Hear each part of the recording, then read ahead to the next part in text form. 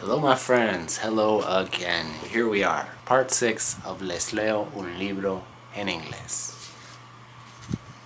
Here we go again, guys. The curious incident of the dog in the nighttime. Show must go on. And guys, you already know, if you have not seen the first 5 parts of this series where I read this book to you guys, check down in the description, okay? Watch those and then this one. There is so much input, and make sure you read the comments because my buddy Alex, he's been doing a detailed review of all the vocabulary that he is learning in each one of these videos. Excellent work, my friend. Please keep it up. I really enjoy reading them, and I'm sure that will help other people as well. So, big thanks to Alex, and here we go. And as I was crossing the street, I had a stroke of inspiration about who might have killed Wellington. I was imagining a chain of reasoning inside my head, which was like this. 1. Why would you kill a dog? A. Because you hated the dog. B. Because you were mad. C. Because you wanted to make Mrs. Shears upset. 2. I didn't know anyone who hated Wellington, so if it was A, it was probably a stranger. 3. I didn't know any mad people, so if it was B, it was also probably a stranger. 4. Most murders are committed by someone who is known to the victim. In fact, you are most likely to be murdered by a member of your own family on Christmas Day. This is a fact. Wellington was therefore most likely to have been killed by somebody known to him. 5. If it was C, I only knew one person who didn't like Mrs. Shears, and that was Mr. Shears, who knew Wellington very well. This meant that Mr. Shears was my prime suspect. Mr. Shears used to be married to Mrs. Shears, and they lived together until 2 years ago. Then Mr. Shears left and did not come back.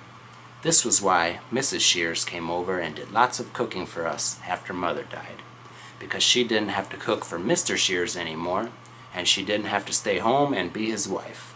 And also, Father said that she needed company and didn't want to be on her own. Sometimes Mrs. Shears stayed overnight at our house, and I liked it when she did because she made things tidy, and she arranged the jars and pans and tins in order of their height on the shelves in the kitchen. And she always made their labels face outward, and she put the knives and forks and spoons in the correct compartments in the cutlery drawer. Cutlery is knives, forks, spoons. We call that cutlery. That's kind of a fancy way to say it.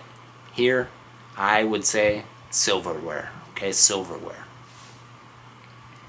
But she smoked cigarettes and she said lots of things I didn't understand. For example, I'm going to hit the hay, and it's brass monkeys out there, and let's rustle up some tucker. And I didn't like when she said things like that because I didn't know what she meant. Okay guys, so I only know what one of those means, so maybe those are some super British things, I don't know. But if you say you're going to hit the hay, that means that you are going to sleep. And I don't know why Mr. Shears left Mrs. Shears, because nobody told me. But when you get married, it is because you want to live together and have children. And if you get married in a church, you have to promise that you will stay together until death do us part. And if you don't want to live together, you have to get divorced, and this is because one of you has done sex with somebody else, or because you are having arguments and you hate each other, and you don't want to live in the same house anymore and have children. And Mr. Shears didn't want to live in the same house as Mrs. Shears anymore, so he probably hated her, and he might have come back and killed her dog to make her sad. I decided to try and find out more about Mr. Shears. All of the other children at my school are stupid. Except I'm not meant to call them stupid, even though this is what they are. I'm meant to say that they have learning difficulties or that they have special needs.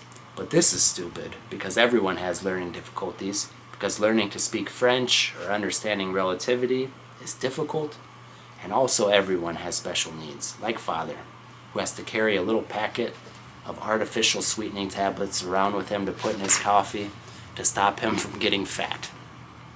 Or Mrs. Peters, who wears beige-colored hearing aid, or Shaban, who has glasses so thick that they give you a headache if you borrow them. And none of these people are special needs, even if they have special needs. So guys, we would say special needs for somebody who has learning disabilities como autismo or algo así. We would say, to be nice, you would say, oh, this person has special needs. Now, in the past, or if people are really mean, there's another word that they would use. This word is very mean. I would never say this about somebody, but just so you guys know, the word retarded. The word retarded would be a way to describe people with special needs, but it is really mean, so please guys, never use that. And if you hear somebody using it, they're being pretty mean, just so you guys know. It's important to understand these things. But Shaban said we have to use those words because people used to call the children, like the children at school, spaz and crip and mong, which were nasty words. But that is stupid too, because sometimes the children from the school down the road see us in the street when we're getting off the bus and they shout, special needs, special needs.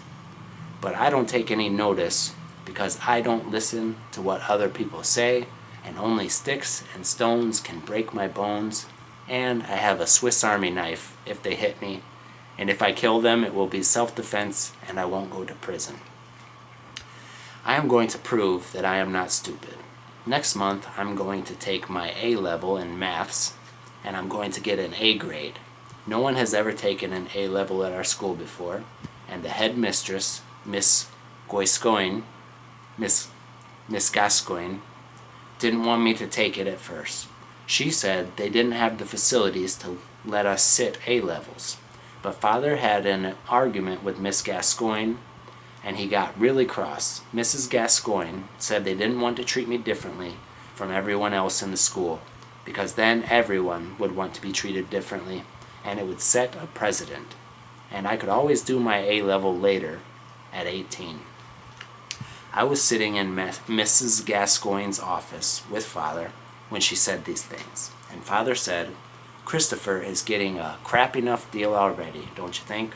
Without you shitting on him from a great height as well. Jesus, this is one thing he is really good at. Jesus, this is one thing he is really good at. Then Mrs. Gascoigne said that she and Father should talk about this at some later point on their own. But Father asked her whether she wanted to say things she was embarrassed to say in front of me, and she said no. So he said, say them now then. And she said that if I sat in A level, I would have to have a member of staff looking after me on my own in a separate room. And Father said he would pay somebody 50 pounds. In Britain, the pound is like their dollar, okay? They say British pounds. So 50 pounds is like $50 here to do it after school. And he wasn't going to take no for an answer. And she said she'd go away and think about it. And the next week, she rang Father at home and told him that I could take the A level, and the Reverend Peters would be what is called the invigilator. And after I've taken A level maths, I am going to take A level further maths and physics, and then I could go to university. There is not a university in our town, which is Swindon, because it is a small place. So we will have to move to another town where there is a university, because I don't want to live on my own or in a house with other students. But that will be alright, because Father wants to move to a different town as well. He sometimes says things like, we've got to get out of this town, kiddo. And sometimes he says, Swindon is the arsehole of the world. Alright guys, so I really don't like to cuss, say bad words, palabrotas, but I have to explain this to you guys, okay? So ass is like a bad word for trasero. Asshole would be culo. But in Britain, they say arse instead of ass, okay? So arsehole is culo in British, okay? Sorry to talk like that, guys. I do not like to cuss, but I have to explain these things to you guys to do my job well. Then, when I've got a degree in maths or physics, or maths and physics, I will be able to get a job and earn lots of money, and I will be able to pay someone who could look after me and cook my meals and wash my clothes, or I'll get a lady to marry me and be my wife, and she could look after me so I can have company and not be on my own. I used to think that mother and father might get divorced. That was because they had lots of arguments and sometimes they hated each other. This was because of the stress of looking after someone who has behavioral problems like I have. I used to have lots of behavioral problems, but I don't have so many now because I'm more grown up and I can take decisions for myself and do things on my own, like going out of the house and buying things at the shop at the end of the road. These are some of my behavioral problems. A. Not talking to people for a long time. B. Not eating or drinking anything for a long time. C. Not liking to be touched. D. Screaming when I am angry or confused. E. Not liking being in really small places with other people. F. Smashing things when I am angry or confused. G. Groaning. H. Not liking yellow things or brown things and refusing to touch yellow things or brown things. I. Refusing to use my toothbrush if anyone else has touched it. J. Not eating food if different sorts of food are touching each other. K. Not noticing that people are angry with me. L. Not smiling. M. Saying things that other people think are rude. N. Doing stupid things. O. Hitting other people. P. Hating France. Q. Driving mother's car. R. Getting cross when someone has moved the furniture. Sometimes these things would make mother and father really angry, and they would shout at me, or they would shout at each other. Sometimes father would say, "Christopher, if you do not behave, I swear I will knock the living daylights out of you." Or mother would say, "Jesus, Christopher, I am seriously considering putting you in a home." Or mother would say, "You are going to drive me into an early grave. Me vas a matar, Christopher." When I got home, father was sitting at the table in the kitchen, and he had made my supper. He was wearing a lumberjack shirt. The supper was baked beans and broccoli and 2 slices of ham, and they were laid out on the plate so that they were not touching. He said, "Where have you been?" I said, "I have been out." This is what is called a white lie. A white lie is not a lie at all.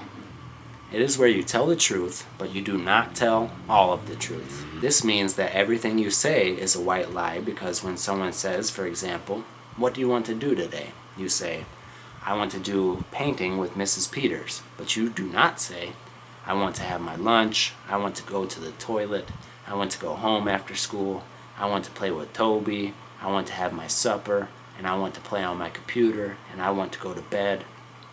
And I said a white lie because I knew that father did not want me to be a detective.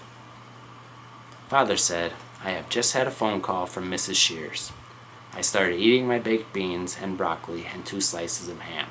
Then father asked, "What the hell were you doing poking around in her garden?"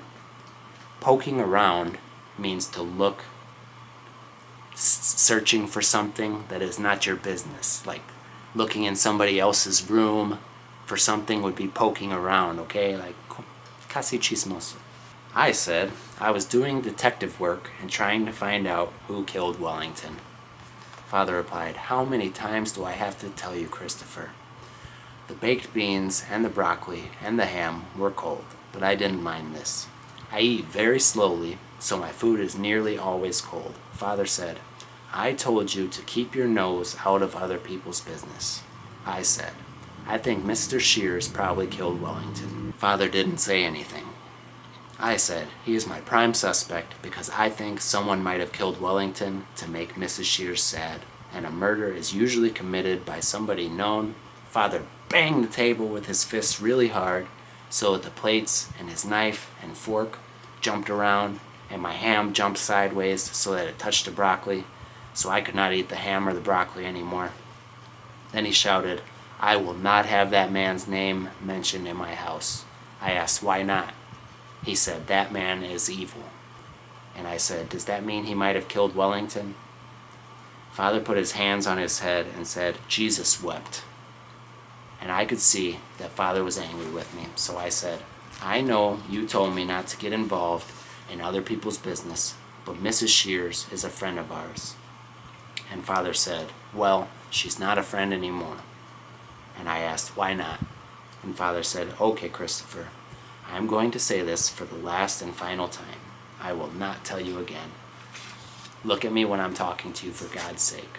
Look at me. You are not to go asking Mrs. Shears about who killed the bloody dog. You are not to go asking anyone about who killed the bloody dog. You are not to go trespassing in other people's gardens. You are to stop this ridiculous, bloody detective game right now. I didn't say anything. Father said, I'm going to make you promise, Christopher, and you know what it means when I make you promise. I did know what it meant when you say you promise something. You have to say that you will never do something again, and then you must never do it, because that would make the promise a lie. I said, I know. Father said, promise me you will stop doing these things. Promise that you will give up this ridiculous game right now, okay? I said, I promise. Alright guys, we will stop there for today. I hope you got some great English. I hope that you are still enjoying this series, reading this book. We're getting a ton of English, and your brain is getting accustomed to how English is spoken here in the US because of me, my accent, the way that I say these words, but you're also learning a little bit of British English vocabulary, which I think is pretty cool. Alright guys, thank you. Thank you for being with me, for spending your time, your valuable time here learning with me. Como siempre, muchísimas gracias por ver. Nos vemos pronto.